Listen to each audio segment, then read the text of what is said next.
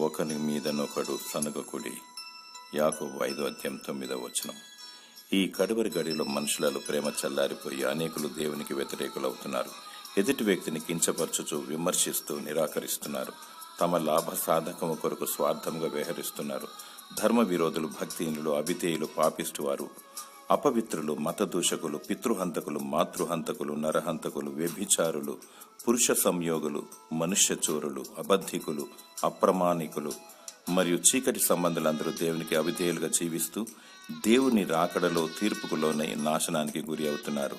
నీవు ఇలాంటి కోవలో ఉన్నావా? జాగ్రత్త. ఒకరి మీదనొకడు సనుగు కొనకుడి. క్రీస్తు కలిగిన మనస్సును కలిగి ప్రభు దృష్టిలో నిందారహితంగా జీవించుము. ప్రభు అయిన యేసుక్రీస్తు రానయ్యున్నాడు. పశ్చాత్తాపముతో, పరిశుద్ధతతో దేవుని కొరకు నమ్మకముగా జీవించుము. దేవుడు నిన్ను కరుణించి జీవగ్రంథమందు నీ పేరును లిఖించునుగాక. ఆమేన్.